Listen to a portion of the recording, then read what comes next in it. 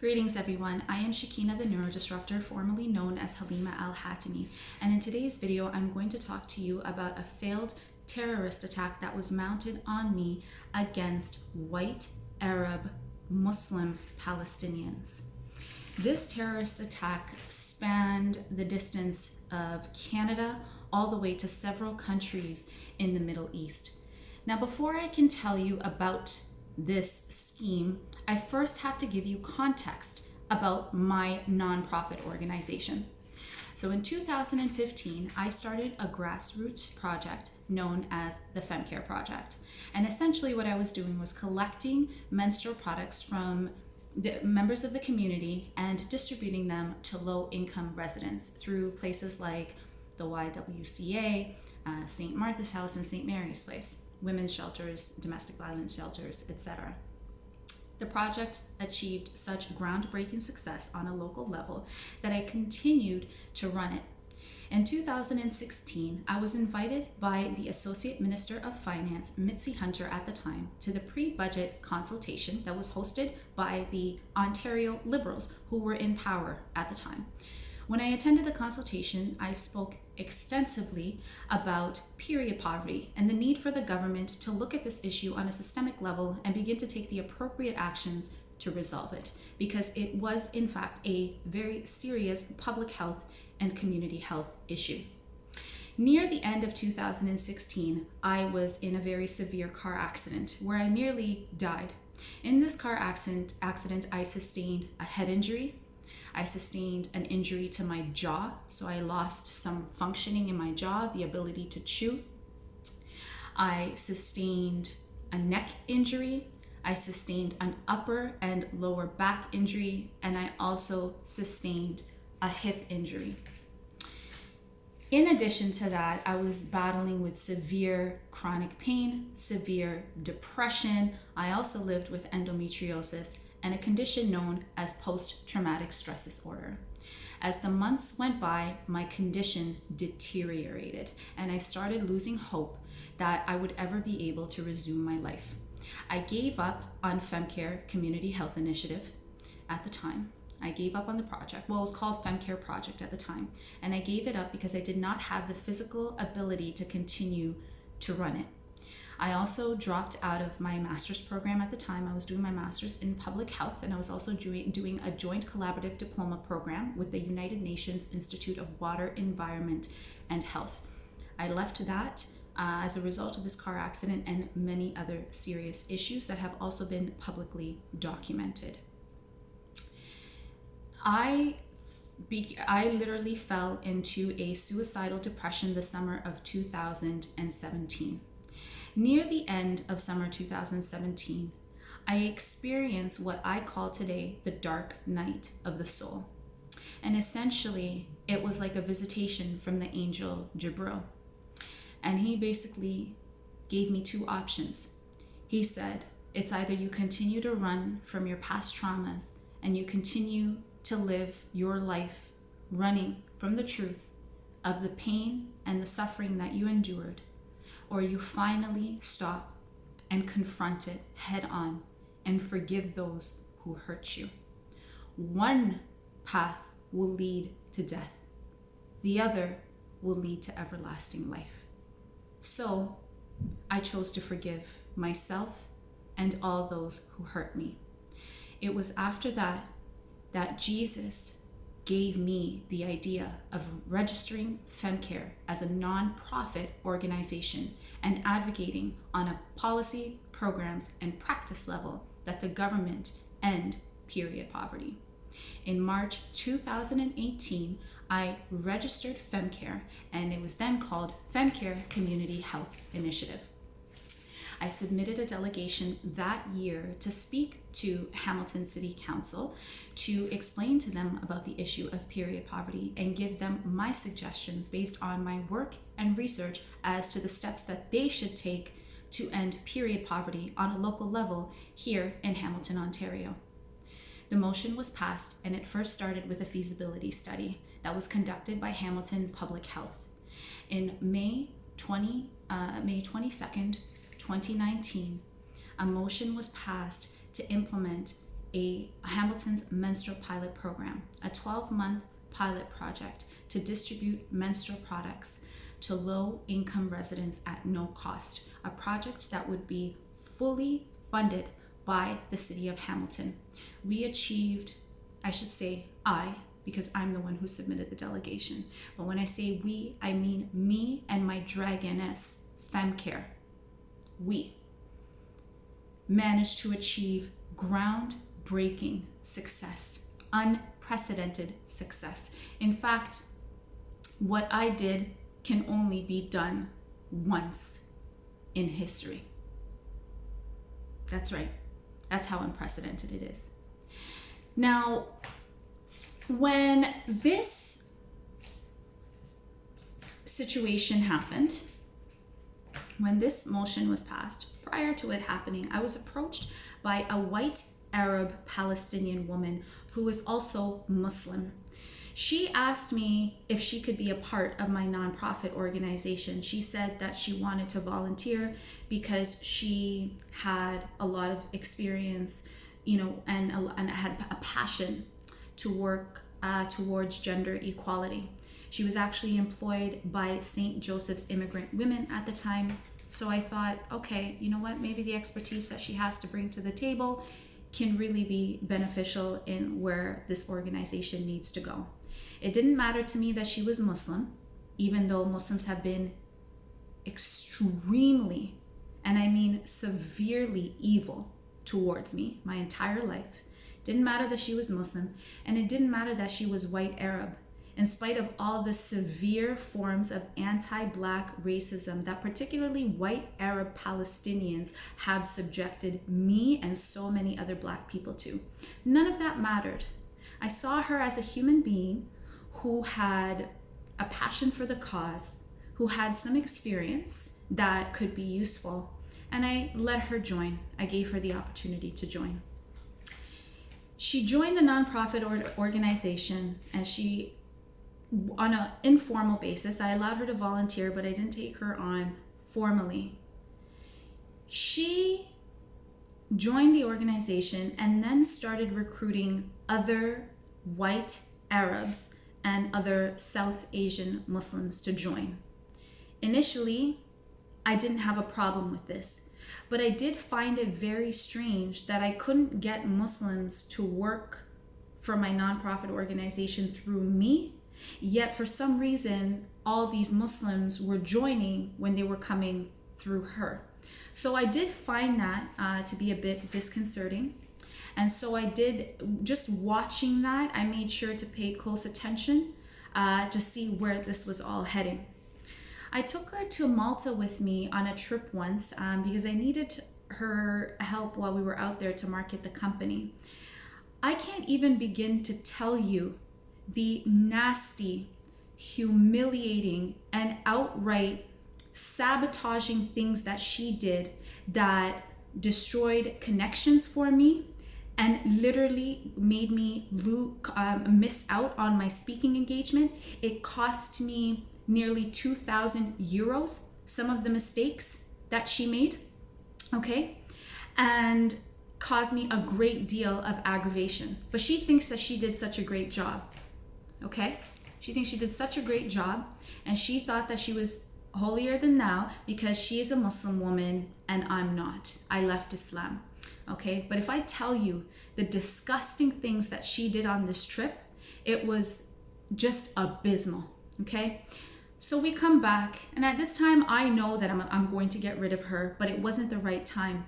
And Jesus told me not to get rid of her yet because he said that she's a huge threat. He said, if you get rid of her now while your organization is still vulnerable, she will do something to destroy it. So Jesus literally told me to wait, and he said that he will let me know when it was time to get rid of her. Okay, so I obeyed Jesus and I kept this demon around, even though she was harming me and scheming against me, because I obeyed God's command. Okay. Now, when we got back, I started protesting a lot and advocating. I've always been advocating for the need for Islamic reform I've always been advocating for it. But she had a problem with that. And she actually used to attack me often when I would talk about the need for Islamic reform. She also used to get outright hostile, like a literal demon, whenever I would talk about Jesus and preach Jesus's word. And I would watch this and consistently pray over her, hoping that whatever demon plagued her would be exorcised. But unfortunately, the curse of Islam is too much of a supernatural phenomenon, and a lot of these people are unfortunately lost for eternity. Now, it leads up to me now having to shut down my nonprofit organization, and I won't get into all the details as to why, because that in itself is a whole entire video on its own. But if you want, you can watch the video that I did about how Trump amplified my voice as a former Muslim woman when the left wing silenced me. And in that video, it talks a lot about why I ended up having to shut down my nonprofit organization. Now, before I shut down my nonprofit organization, I had announced that we were forming a partnership with a company in Israel. And she actually had a problem with this and told me that she thinks that I should delete the post because, it can cause problems because of all the chaos that's happening between Israel and Palestine. I'll be honest with you, I always took Israel's side from the very beginning. I never supported Palestinians. I don't care to achieve peace relations with Palestinians or with Palestine. Hamas is an Islamic terrorist group. White Arab Palestinians support Muslim Islamic terrorism, so I'm not going to support terrorism, okay? I've always taken Israel's side. However, because I was running this nonprofit organization, which was literally what I called my dragon, and you can read about her in the book of Revelation, because I actually fulfilled book of Revelation prophecy with FemCare Community Health Initiative. I am the woman in the dragon that was mentioned, okay, in the book of Revelation prophecy. So I decided that I was going to appease her temporarily, and I deleted the post because I wanted to see how far she would go. She thought she was manipulating me, but she doesn't realize that you can't manipulate a child of God, because God is fighting our battles and you can't manipulate God. Okay?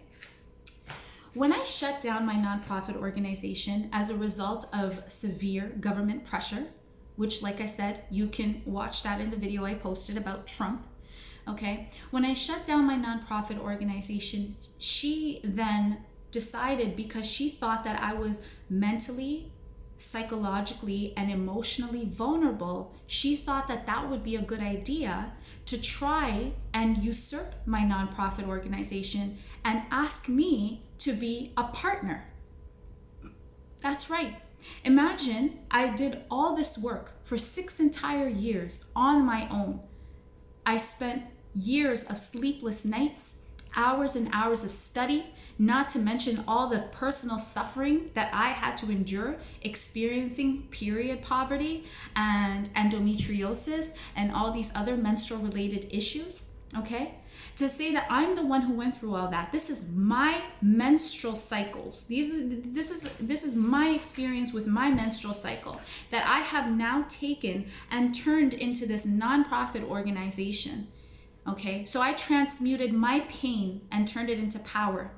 And I have this leech now who comes out of nowhere 6 years later asking to partner up with me. And the thing is, she thought that I was stupid.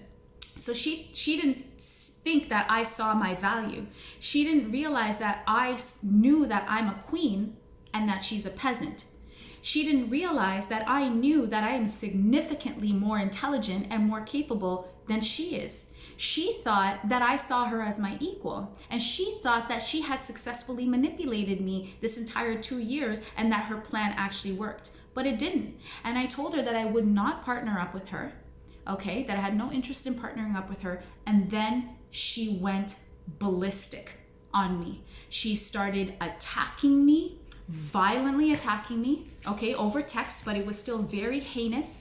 It was very hostile, and I was like, what the heck is this? And then I thought, why would she? And mind you, I had prayed about her the night before, and Jesus told me that morning when I woke up, Jesus told me, I'm removing this demon from your life now. I need you to know that I'm removing her from your life. And I said, okay, cool. You do you, Jesus. My life is yours. So you do you. And he did. He got rid of her that day. She lost her mind when I told her that I wouldn't partner with her. After she asked me and I said no. Then do you want to know what she did?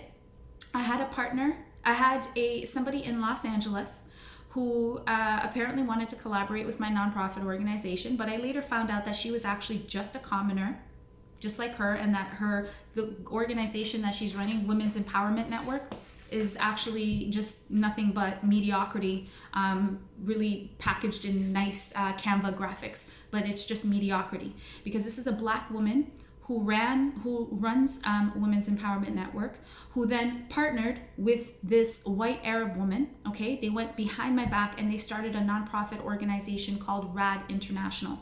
And then what they did, okay, during Menstrual Hygiene Day this year, is they took RAD International and they went to Gaza and they did a menstrual pad distribution in Gaza. Now, here's the worst part of it all. If you go look at all their social media, and it's okay, they're probably going to try and delete it, but I've already taken screen caps of all of it because my lawyers are going to need to see this. If you look at their social media, you will actually see word for word that this white Arab Muslim Palestinian woman who was volunteering for my nonprofit organization, okay, she stole my words, literally word for word. And she's out there now pretending to be me. She calls herself a menstrual policy expert. I don't know how she calls herself that, because in order to be a menstrual policy expert, you have to have a master's degree. She only has diplomas. So that's the first thing. In order to be an expert in any field, you have to have a master's degree. She doesn't have that. Okay, so that's the first thing. The second thing is she literally went and copy pasted my words from my social media, okay, which is what a lot of people in the left wing do, and then went and started her own nonprofit organization. Do you want to know who else did something like that? Her prophet, Muhammad. Prophet Muhammad stole Jesus's words, right? He saw all the power and influence that the Jews and Christians had, using God's holy law and scripture. And being the narcissistic white Arab that he is, he didn't want to submit to Jesus's word. He wanted to be Jesus's equal or above Jesus. So then he went and stole Jesus's words, sprinkled some Arab paganism in it, and called it Islam. And now, centuries later, people are practicing this false demonic cultish religion that's literally based on violence and colonization of Jewish law. So exactly, Muslims at the very root are actually satanic, because only Satan blasphemes, right? Only Satan bastardizes God's image. And Jesus died on the cross for that scripture. He died on the cross in order for that scripture and that law to be sealed here on earth. And he is very much so the Son of God. And yet Muslims claim that Prophet Muhammad is God's messenger and that Islam is the last religion, it's Abrahamic religion. No, that's not true. No, it's not. It's not. Just like RAD International is not a real period poverty organization. It's a colonial organization meant to destroy a Black woman who's speaking out against the atrocities of Islam. And what I find really disturbing more than anything else is that this white Arab woman, the reason why she couldn't stay with Femcare is because she didn't want to submit to Jesus's will and word. She wanted to continue to be Muslim, even though she knows that this is a demonic, cultish religion, and that it is a bastardized religion, and that it is a false religion. And because she still wanted to stay Muslim and she didn't want to follow Jesus's word, she actually couldn't stay on Femcare, which is why she had to go and start this false organization. Okay, so now they all went to Gaza to start this nonprofit and to distribute these pads using my words, using my ideas, and using connections that she leveraged while she was working for my company. So she was doing all these things behind my back, by the way. She was making connections behind my back. The thing is, I knew all of it though, because Jesus was showing me, but Jesus said, allow it to happen because I'm going to use her wickedness in my favor in the future. So allow her to show herself, because I'm going to now use this to show how this conflict between Palestinians and Palestinians and Israelis is actually false. It's not a conflict. It's nothing more than Muslim, white Arab, Palestinian, narcissistic Muslim terrorists trying to fight for land that does not belong to them. This white Arab Palestinian recruited women from Lebanon and Jordan. Imagine that. Lebanon and Jordan and Palestine in order to overthrow my nonprofit organization and plot a terrorist attack against me to overthrow me from my own Canadian nonprofit organization. This is someone who we allowed to come into our country, okay? Because apparently Palestine was too violent for her and her family. They moved to Jordan and then they come here and we give them a safe place to stay. And imagine it was her mother who encouraged her. Jesus showed me that it was her mother who actually used jealousy, her daughter's jealousy, because she was also jealous of me. So she used her daughter's jealousy to come and attack me and overthrow something that I honestly worked for, right? So if white Arab Muslim Palestinians are coming into our country, and this is what they're doing with our nonprofit organizations, and this is what they're doing with the work that we're trying to do to build our country, why should we let them in? That's what I want to know. I want to know, why should we let white Arab Palestinian Muslims into our country if they're going to come here and steal from citizens who are working hard and ethically and honestly to build our country?